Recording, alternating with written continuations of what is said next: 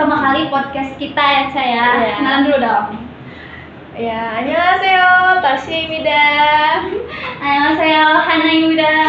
Nah, di dialog series kita, ini tuh kita ada mengundang narasumber yang Sangat cantik ya. ya betul, Korean abis ya. Iya, yang Oke. sangat-sangat Korean. Kenalan dulu dong Ibu Aum. Oke, annyeonghaseyo. 저는 한국 학생 큐미드의 배성진아입니다.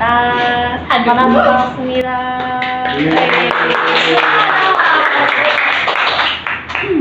Oke, mulai pertanyaannya ya. Kita kan girls ya, kita kan Iya. girls nih. Oke. Ada nggak sih, kan kita denger tuh Korea itu terkenal dengan patriarkinya yang tinggi banget ya. Tuh kayak gimana sih, kamu tahu nggak seputar itu? Oke, kalau ngomongin patriarki di Korea memang betul banget, angka patriarkinya tinggi banget. Sebenarnya kalau ngomong patriarki di semua daerah juga, semua negara Iya, itu iya. pasti ada kasus patriarkinya ya. Itu juga menunjukkan sistem sosial yang sebenarnya sih, bahwa memang laki-laki itu memang ada ditempatkan di posisi tertinggi. Itu kan konstruksi dari lingkungan sosial sejauh ini juga. Nah, kalau ngomongin perempuan di Korea, memang perempuan di Korea itu banyak sekali jadi korban dari tingkat tingginya patriarki itu sendiri. Kalau ngomongin kasus, percaya gak percaya, kasus pelecehan seksual di Korea terhadap perempuan itu tinggi banget. Itu udah melebihi 50% angkanya. Ini data terakhir dari The Korean Times. Itu kasus kekerasan tinggi banget seksual. ya? Tinggi banget. Itu terutama kekerasan seksual ya. Di samping itu juga banyak kayak stalker dan something like that kayak gitu. Nah, tapi kalian percaya nggak sih kalau di Korea itu pernah ada peristiwa besar? Di mana tuh? Di Gangnam Station. Oh, Gangnam. Oh, itu pernah Iya, ini bukannya Gangnam tempat yang kelihatan orang-orang sangat mewah gitu ya, ya? Itu kan glamour ya? gitu Iya. kan. Karena apalagi Gangnam tuh jadi pusatnya kayak Korea gitu, kayak dipakai sering untuk dipakai syuting buat syuting. K-drama atau yang lain itu. Benar, kok bisa kejadian Memang gimana? banyak orang tahunya Gangnam itu benar glamour kan, Glamour tempat banget. emang high society-nya di Korea, di Iya. Seoul.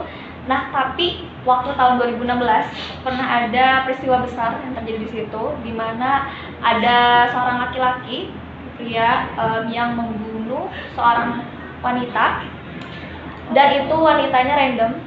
Itu random, Mereka nggak kenal gitu. mereka nggak saling kenal, tetapi pria itu secara langsung membunuh perempuan itu begitu aja, dan membunuh juga pakai pisau sepanjang 32,5 cm. Wah. Jadi memang waktu itu kalau nggak salah namanya Kim, marganya Kim, dia nunggu di depan toilet yang bisa toilet cewek cowok di stasiun Gangnam. Jadi dia waktu itu awalnya sih yang keluar masuk adalah cowok, dan dia beneran nunggu di depan kamar mandi itu, toilet umum itu. Dan ketika ada cewek yang masuk, pas keluar dibunuh, langsung ditusuk gitu aja. Itu Dan random Tanpa banget, mereka alasan nggak apapun. saling kenal. Dan waktu itu waktu diringkus sama polisi, alasannya karena dia kecewa sama perempuan. Dia pernah merasa dihina oleh perempuan, tetapi setelah penyidikan polisi lebih dalam, katanya sih dia skizofrenia. Cuman karena respon dia yang sebelumnya pernah bilang dia dihina oleh perempuan, jadinya banyak perempuan, terutama perempuan di Korea Selatan yang marah, tentunya marah banget karena yaitu itu orang asing ya, dia nggak punya salah apapun, kenal juga enggak, tapi dibunuh gitu aja. Dan itu juga banyak yang bilang itu bisa aja dikatakan termasuk kasus femisida, di mana ya itu perempuan yang dibunuh gitu kan, perempuan yang dibunuh femisida. Cuman lagi-lagi polisi nggak mau mengklasifikasi itu adalah sebuah femisida karena itu tadi pembunuhnya adalah skizofrenia gitu, memang Tapi punya nggak juga gangguan sih mental. sebenarnya. Dan itu tapi kemarahan perempuan Korea itu menurut aku juga valid sih. Maksudnya itu menjadi rasa nggak aman ya buat perempuan Iya, di benar. sana ketika yang nggak kenal pun bisa jadi target pembunuhan random dari Iya. orang gitu yang nggak kita kenal. Jadi memang keamanannya juga sangat kurang Iya, ya berarti betul, ketika betul. di sana. Jadi itu jadi kemarahan besar, dan sampai waktu itu rame banget perempuan-perempuan yang paling post-it menyatakan dukungan lah ya, kemarahan, dukungan juga, maksudnya itu juga menjadi awal dimana adanya feminis radikal yang semakin berisik gitu. Mungkin kalau ngomongin feminis itu sendiri, itu kan adalah sebuah perkumpulan memang yang mereka memperjuangkan hak individu gitu Iya. ya. Itu kalau nggak salah namanya 4B ya? Jauh lebih ke sebelum ke 4B sendiri. Mungkin emang sekarang lagi maraknya 4B ya di Korea. betul. Memang jauh sebelum 4B, memang bisa dikatakan Gangnam Station ini juga salah satu triggering. Oh Sebagai triggering, kesananya tuh semakin banyak social movement yang dilakukan perempuan-perempuan Korea, terutama feminis radikalnya Korea. Setelah Gangnam Station, memang kalau berbicara tentang social movement, karena 4B itu social movement ya, tapi belum sampai ke 4B. Setelah Gangnam Station ini ada Escape the Corset duluan.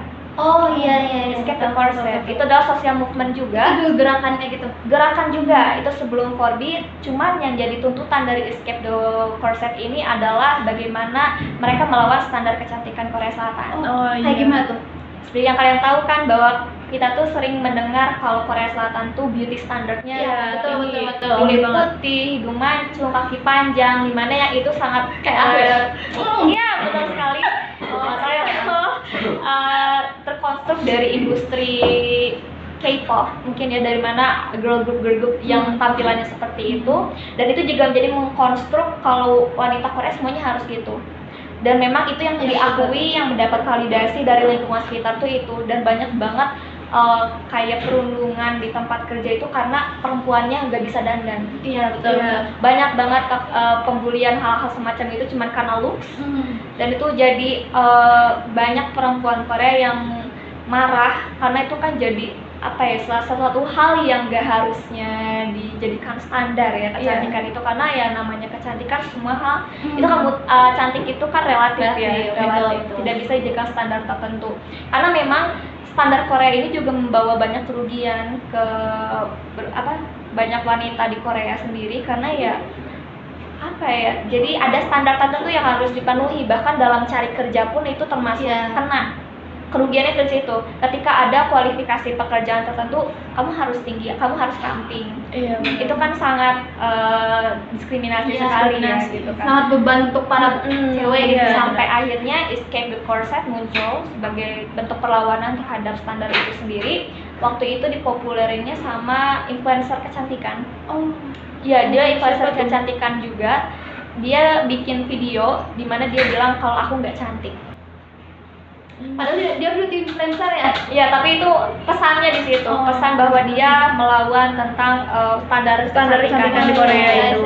Dan selain itu juga ada waktu itu fotografer wanita, dia bikin pameran fotografi di mana ada 100 foto wanita pakai efek putih hitam gitu, black and white, di mana dia menunjukkan kecantikan murni dari wanita, karena dia selama bekerja sebagai fotografer, dia itu selalu diminta sama kliennya kayak tolong edit dong wajah aku, tolong tirusin dong. Jadi dia tuh sampai ingin berhenti dari pekerjaan itu karena dia rasa itu pekerjaannya nggak murni gitu. Iya betul, benar. Dia ngerasa kayak banyak kebohongan gitu kan, padahal ya just be you gitu.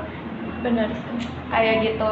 Nah, selain itu memang banyak hal banget terjadi di Korea itu, kasus kekerasan seksual yang mana memicu tuntutan-tuntutan lewat gerakan sosial. Nah, tadi Escape the Corset, sampai akhirnya kalau ke 4B itu lebih ketika perempuan itu, ini juga termasuk feminis radikal ya, gerakan dari feminis radikal, dimana memang itu tadi Korea Selatan sendiri setiap harinya pasti nggak pernah absen yang namanya kekerasan seksual. Jadi lewat banyak triggering hal peristiwa yang terjadi. Mungkin sebelum ke 4B, waktu tahun 2020 pernah ada kasus MT Harum. Mungkin ada yang pernah dengar MT Harum. MT Harum? Ya, MT Harum itu adalah ini peristiwa besar banget cyber, terutama di lingkup cyber ya. Cyber security, di mana ada grup Telegram namanya MT Harum. Jadi di situ dijual konten dewasa, dan tentunya itu ilegal, yang didapat ilegal dan secara paksaan. Jadi waktu itu ada nama user account yang punya MT Harumnya, namanya waktu itu namanya God. Jadi dia tuh memang menjebak seorang wanita dengan dia bikin link, dan misalnya itu kita kalau pencet linknya bisa dapat data diri kita di HP doang. Sampai akhirnya dia diminta buat ngirim video seksual dia secara dipaksa. Kalau nggak mau nanti disebarluaskan. Jadi memang Telegram itu isinya konten dewasa yang tentunya ilegal dan bahkan ada perempuan di bawah umur juga gitu jadi korban. Oh iya. Itu sempat rame banget Ente Harum, dan selain Ente Harum juga ada channel lain. Jadi memang ini sempat jadi kasus yang besar banget karena ini benar-benar merugikan banget banyak perempuan di sana. Jadi banyak orang, jadi maksudnya tingkat keamanan perempuan di sana juga semakin sedikit yang menipis gitu, tingkat kepercayaan mereka terutama terhadap laki-laki di sana. Iya, kalau nggak salah itu juga sempat difilmin gitu, masih ada drakornya juga ya? Iya, di Netflix tentang Ente Harum. Kalau nggak salah ada Cyber Hell kalau nggak salah. Iya, Cyber Hell. Oh, ada di Netflix, bisa ditonton. Cyber Hell itu ngomongin tentang Ente Harum. Oh, nanti aku nonton ya. Telat banget nih aku ini. Masuk watchlist. Masuk. Terus kalau ini buat yang nggak ngerti apa itu 4B, boleh dijelasin nggak Ibu Aul apa itu 4B? Oke, masuk ke 4B. 4B ini bisa dibilang bentuk tuntutan terhadap sistem sosial sih sebenarnya ya. Karena kan biasanya nih orang-orang tuh selalu mengaitkan 4B ini, karena kan kita tahu ya Korea sekarang lagi mengalami low fertility, angka kelahirannya rendah. Iya, betul. Jadi orang mengaitkan apakah ini karena 4B kah gitu kan? Karena kan salah satu tuntutan 4B itu berbicara for and B. B itu B in Korean. B yang means berarti no. Jadi ada 4 tuntutan tidak kepada 4 tuntutan ini. Yang pertama bihon atau tidak menikah. Terus bichosan juga tidak memiliki anak. Terus ada beyond E, gak pacaran, dan biseks itu enggak melakukan hubungan seksual sama laki-laki. 4 poin tuntutan katakan tidak dengan 4 poin ini dengan laki-laki Korea. Oh. Jadi memang karena selama ini banyak sekali masalah yang berhubungan dengan laki-laki ya, antara pasangan. Karena kasus kekerasan seksual itu bisa datang dari antara istri dan suami istri, bisa juga dengan orang pacaran, terus juga di cyber. Jadi memang tiga subjek ini tuh memang paling banyak ngasih kekerasan seksual gitu. Dan itu juga yang bikin kenapa ada 4 tuntutan ini, karena banyak banget dan memang jujur perempuan di sana tuh sangat dirugikan sekali dengan sistem sosial yang ada di sana. Dan tetapi kalau ngomongin low fertility, kalian banyak banget yang salah kaprah. Apakah low fertility di Korea ini disebabkan oleh 4B tadi, 4B movement tadi? Enggak. Karena memang 4B movement ini hanya sebatas gerakan sosial yang memang ya itu tadi berawal dari feminis radikal. Feminis radikal yang menyuarakan tuntutan gitu ya, bagian sekelompok feminis menyuarakan tuntutan, tapi itu tidak yang memberikan pengaruh besar terhadap kondisi negara Korea Selatan sendiri, terutama kalau fertility tadi. Karena masih banyak hal yang menjadi indikator utama ketika berbicara tentang angka kelahiran yang menurun gitu. Nah, paling kalau ditanya seperti itu, 4B sendiri lebih ke tuntutan tadi terhadap sistem sosial. Karena kalau ngomongin kenapa sih Korea Selatan sekarang birth rate-nya turun, itu lebih dari kayak perempuan Korea itu ya, itu tadi kan masalah negara maju itu individualis ya. Mungkin kita pernah tahu kan apa sih yang bikin negara maju itu individualis dan ngerasa lebih memilih untuk hidup sendiri aja. Itu kan itu salah satu yang pernah kita sering dengar ya, dibanding karena 4B movement itu sendiri. Itu karena masalah negara maju sih sebenarnya. Jadi jangan beranggapan lagi kalau low fertility itu disebabkan karena 4B movement, karena itu salah. Karena masih banyak indikator lain yang menjadi tolak ukur bahwa suatu negara memang angka kelahirannya lagi rendah. Ya tuh guys, dengerin. Jangan salah paham. Iya. Terus kan gerakan ini kan lahir di Korea Selatan ya. Terus menurut pandangan kamu nih kira-kira ada apa tuh faktor yang ngebuat gerakan B ini tuh 4B ini tuh ada dan masih berkembang gitu sampai sekarang?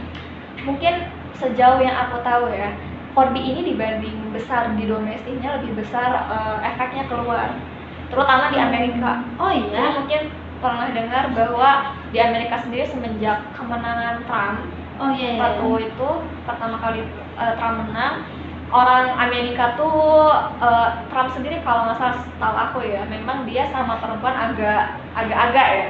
kebijakan dia terhadap Oh perempuan. iya iya iya. Makanya Betul. ketika Korea mengeluarkan 4B movement ini, justru yang sangat merasa relate juga orang Amerika, perempuan-perempuan orang Amerika. Jadi Iya. waktu itu sempat ramai banget banyak dukungan 4B ini lewat video-video orang bule Amerika. Kalian bisa cari itu di Twitter, TikTok atau segala macamnya, banyak banget dukungan yang positif bahwa banyak perempuan yang relate itu di negara-negara tertentu, terutama di Amerika Serikat.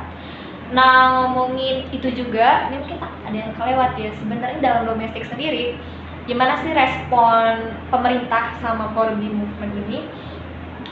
Sebenarnya kalau ngomongin pemerintah, Presiden Yoon Suk Yeol, presiden sebelumnya yang dimaksudkan, Presiden Yoon Suk Yeol ini pernah menyalahkan kelompok feminis karena itu tadi, kalau ngomongin low fertility nyalahin 4B, itu Yoon Suk Yeol yang pernah ngomongnya. Jadi dia pernah bilang bahwa nih orang-orang feminis itu yang bikin birth rate di Korea turun. Dia sampai aku harus lihat cari lagi lebih jauh ya. Kalau nggak salah dia tadinya mau menutup kementerian gender yang ada di Korea. Nah itu entah jadi atau tidak, sebelum dia dimaksudkan kemarin, dia emang sangat kurang memberikan kesan positif lah sama gerakan feminis di Korea. Dia kurang suka perempuan. Why? Jadi memang semakin berisik aja nih feminis di Korea itu, karena memang Iya, tidak ada betul, ruang betul. yang aman bagi mereka. Sampai harus dihapus gitu ya? Mau dihapus gitu? Cuman Masih berisik sih. perlu ditekankan sih, walaupun memang feminis kan setiap negara ada ya. Iya, gerakan betul, feminis. betul. Kelompok feminis pasti ada. Cuman memang bukan berarti semua perempuan di negara itu juga termasuk ke dalam feminis ketika dia mendukung satu kebijakan feminis misalnya, satu gerakan feminis.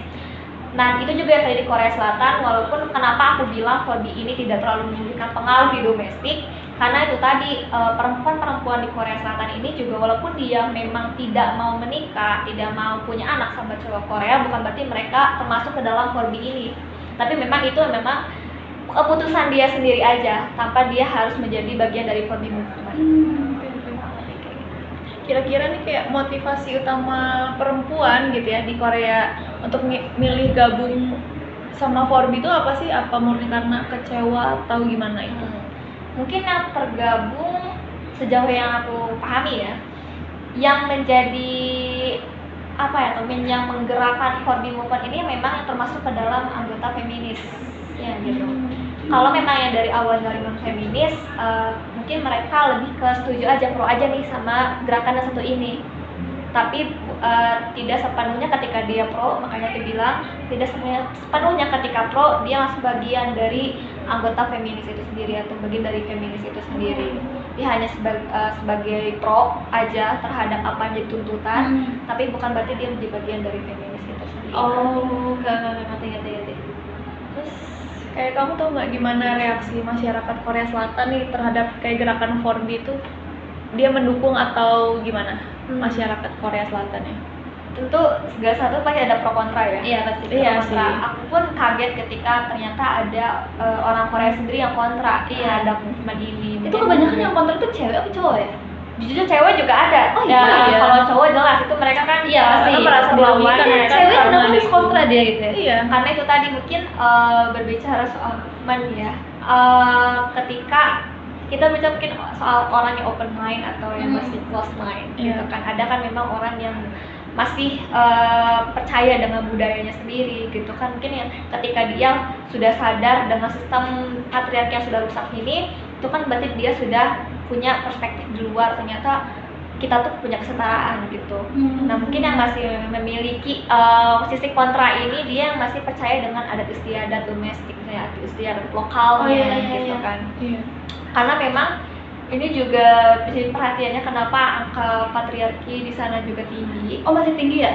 Tinggi banget, jujur tinggi banget, karena memang ini warisan budaya mereka. Oh iya. Jadi dulu itu Korea itu sebelum mengenal agama, mereka itu percaya dengan Konfusianisme. Itu ajarannya lebih ke ajaran China sih, Tiongkok ya. Iya. Kan mereka awalnya dari situ. Jadi dulu itu ada dari ajaran Konfusianisme ini ada namanya Samjong Jito. Jadi tiga semacam 3 poin lah yang harus dituruti perempuan. ketika semasa hidupnya. Yang pertama, 3 poin ini adalah perempuan itu harus nurut sama ayah sebelum menikah. Iya. Perempuan itu harus nurut sama suami ketika menikah, tapi ketika dia nggak punya suami, dia menjadi janda, dia harus nurut sama anak laki-lakinya.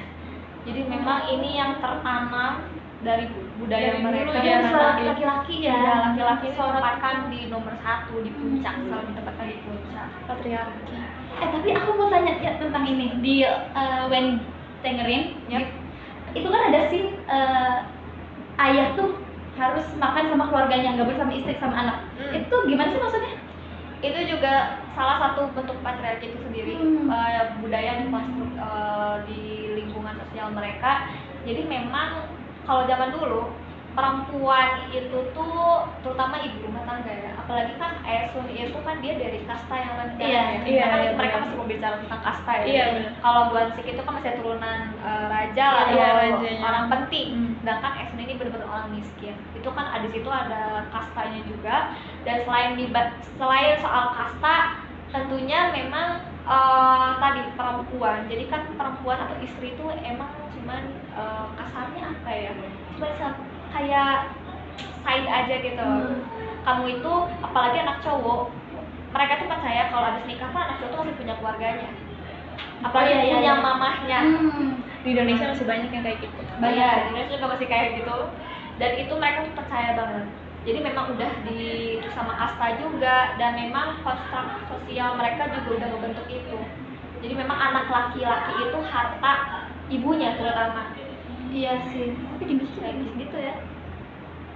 Jadi buat penutup nih, kira-kira Bentar, sebelum penutup. oke. Masih ada nggak sih hal yang harus kita ketahui gitu? Atau kayak hal ini tuh kita belum tahu gitu, atau apa gitu tentang apa gitu? Let me think, apa yang kelewat ya?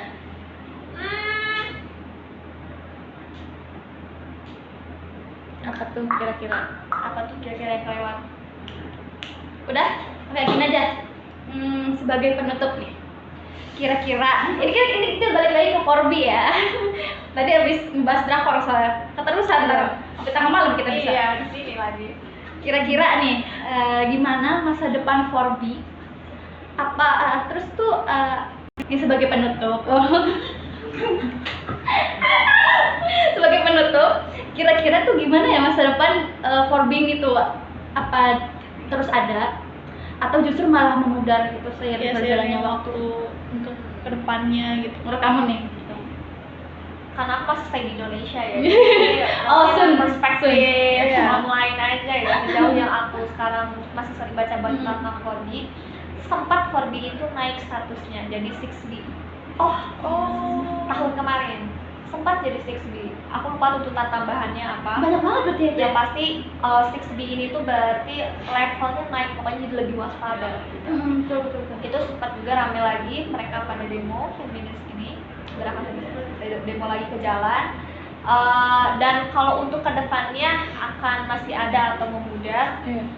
sepertinya jika melihat situasi sosial sekarang ya, tentunya juga depends on kebijakan apa yang pemerintah Korea bakal keluarin. Kalau misalkan Corby ini makin besar nih, tiba-tiba makin besar di domestiknya, pasti kan ketika ada pemutusan kebijakan pasti ada efek ya dari kebijakan itu, ada dampak dari kebijakan itu. Nah, kalau misalkan memang sekarang stagnan nih, kayak sekarang kan udah turun lagi nih isunya, udah agak menurun lagi, itu kemungkinan akan memudar. Tapi ini kayak escape report set nggak memudar, tapi mungkin nggak banyak orang yang ngebahas lagi. Dan mungkin bisa aja ada social movement baru, ada tuntutan baru yang muncul, karena kan dari escape report set aja ada Corby, gitu Iya. kan, nggak berhenti di escape report set, pasti ada tuntutan baru lagi. Dan tentunya lebih relevan dengan situasi yang akan Yang terjadi di Korea sekarang ya. matinya gitu. Tapi kayaknya nggak mungkin memudar juga sih. Ya, paling ya nggak terdekat-dekat ini gitu kan. Lebih ke kayaknya bakal ada movement baru. Ya betul. Kayak yang itu kan Corby kan baru juga ya. Tahun Baru. berapa sih Corby itu? Kurang lebih di 2018-2019. Baru guys. Iya, ternyata baru. Ya, ini kan kamu baca-baca ini pengetahuan itu banyak banget ya. Banyak Iya. banget. Itu bahasa-bahasanya di mana sih? Kamu keren banget dong. Aku bener-bener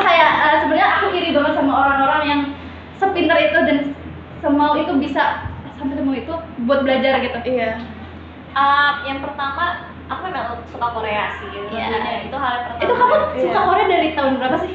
Dari Kalau Gangnam SD? Style. Oh, 2012. Style. Oh, kamu tahu Korea dari Gangnam Style? Sebenarnya atau- dari Gangnam Style lebih dari K-drama aku tahunya. Oh. Waktu itu ada drama Dream High sama Playful Kiss. Oh iya, tahu. Ya, aku tahu dari itu baru ke K-popnya lewat Mama, EXO, Oh, sama Gangnam iya, Style. iya. EXO. Aku istrinya Sehun. Oke. Kenalin. Terus baca-baca berita kayak gitu tuh di mana sih? Oh, Mungkin karena basic interest itu tadi, aku juga jadi makin pengen dive into gitu loh. Kayak aku cari tentang budayanya, terus juga newsnya itu pasti, karena apa yang datang dari Korea pasti itu menarik buat aku baca gitu. Karena memang mereka itu selalu menarik sih, bacaan mereka tuh selalu menarik, kayak apa yang terjadi di negara mereka tuh selalu menarik attention. iya aku betul. gitu. Tapi tadi bacanya di mana? Biasanya kalau bahan bacaan, mungkin kalau news article kalian bisa baca di Korean Times. Tuh. Korean Times. Korean Times. Iya. Itu di web gitu ya? Kayak Itu kayak memang Detik kayak gitu. portal beritanya Korea, Oh. Korean Times. Buat kalian yang mau baca-baca tentang Korea, Banyak banget portal, misalnya atau enggak kalau misalkan kalian udah bisa hamil, kalian bisa cari manual di Naver. Naver tuh kayak Google-nya Korea, Naver, terus bisa dari banyak artikel-artikel domestik mereka lokal. Tadi Korean apa? Korean Times. Korean Times. Itu tuh ada aplikasinya nggak atau kayak di Google aja? Website sih, sama Website. Instagram. Biasanya aku ikutin dari Instagram sih, Oh. sama kalau misalkan lagi buka artikel mereka bisa dari website. Jadi itu mereka bahasa Inggris kok. Oh, bahasa Inggris. Oh, iya. Korean Times. Jadi- Mantap. Nah, buat kalian yang mau tahu tentang Korea, Ya, bukan bahasa Korea ya. Tapi ada nggak sih jurnal yang bahasa Koreanya di situ? Kayak artikel-artikelnya? Jurnal, kan itu biasanya kalau aku jurnal, aku langsung cari di kampusnya, misalnya jurnal Yonsei, misalnya atau enggak cari di jurnal langsung di university-nya gitu, Oh, website universitas. kayak Unpas .co IC atau apa gitu? Iya. Namanya itu. Itu Tergantung nggak usah di dimasukin. universitas itu ada, misalnya aku lagi cari tentang feminis nih atau apa, aku cari dulu biasanya yang suka bikin jurnal feminis universitas mana ya, atau enggak kayak yang ada jurusan feminis, ada kajian tentang feminis ada di jurusan mana, ada di universitas mana. Oh. Oke. udah. Dari audiens boleh nanya? Boleh nanya. Oh, audiens mau nanya, boleh. Dari audiens ya. Aku tuh mau nanya nih, kira-kira ini unsur Masuk sih pasti semua. ini aku mau nanya kira-kira gerakan dari feminisme tadi 4B itu tuh kira-kira efektif gak sih buat nurunin si angka diskriminasi atas perempuan atau malah makin menambah gitu rasa kebencian atas perempuan di Korea? Menambah kebencian pada perempuan. Iya. Iya. Kayak tadi kan di Oh. stasiun itu kan terjadi gerakan itu tuh gerakan lagi tindakan seperti itu karena si cowok ini nggak suka sama perempuan kan, even itu stranger kan. Iya, terus ditambah kan tadi di-mention juga kalau si presiden yang dimaksudkan itu tuh menyalahkan perempuan kan atas penurunan childbirth-nya. Nah, kira-kira si gerakan 4B ini tuh bakal, menurut kamu aja gitu, bakal efektif nggak sih kalau dalam jangka panjang, atau mungkin bakal malah menambah si rasa kebencian atas perempuan itu, memperkeruh situasi? Jadi kalau itu memperkeruh situasi ya. Jadi malah cowok juga yang ikut gak suka sama Perempuan, iya. Jujur menurut aku pribadi memang kalau 4B ini kan feminis radikal ya. Iya. Feminis radikal, kita baca kalau tentang radikal berarti tuntutan mereka kan benar-benar ke patriarki, akan dari permasalahan feminis itu laki-laki. Nah, kalau aku lihat sendiri memang si 4B ini bisa bikin laki-laki juga jadi nggak suka perempuan, jadi makin akan tingkat feminisnya juga jadi tinggi. Karena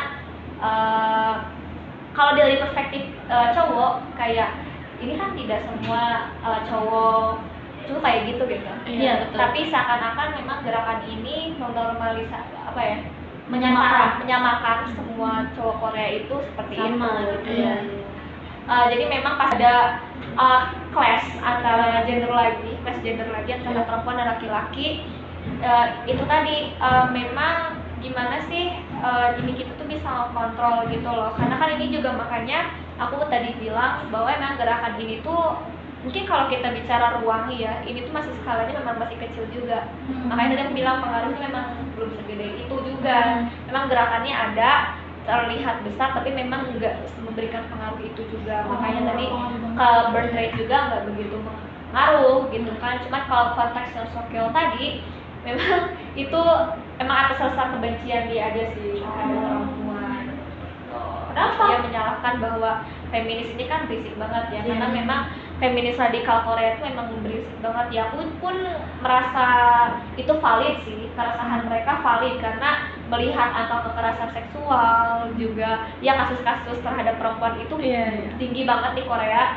Jadi aku juga valid lah perasaan mereka seberisik itu gitu ketika ada satu isu tentang perempuan.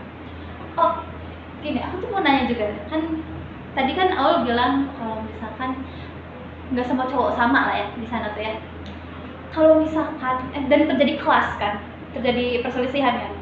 Kalau misalkan tidak semua cowok sama dan ada yang setuju mungkin di feminis ini, kenapa dia nggak ikut menyuarakan pendapat gitu. Ya, pendapat gitu.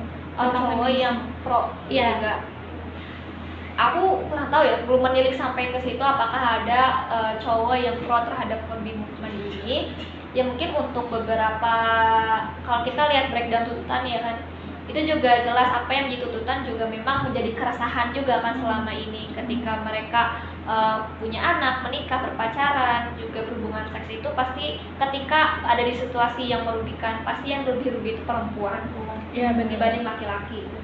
Jadi mungkin lewat dari poin-poin tersebut juga ya, kalau memang ada cowok mungkin lebih open mind, pasti mereka setuju aja, karena ini juga bukan berarti gerakan ini juga membenci terhadap cowok, lebih ke kita tidak akan melakukan itu gitu terhadap bentuk tuntutan terhadap sistem sosial yang udah terkonstruksi selama ini gitu.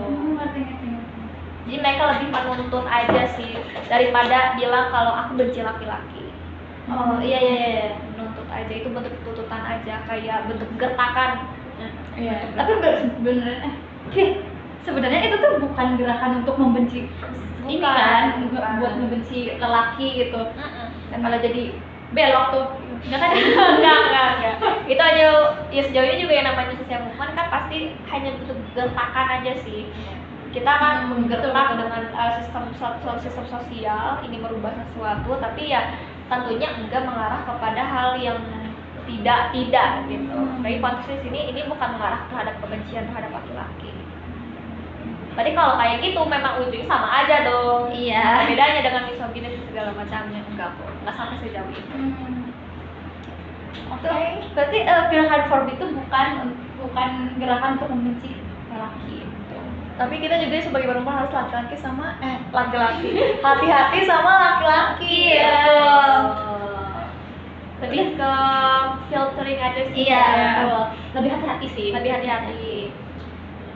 Kita juga kayaknya memang harus bukan mempraktekkan ya, menerapkan lah. Iya, mengadopsi kehati-hatian itu gitu. Jangan sampai kayak iya aja.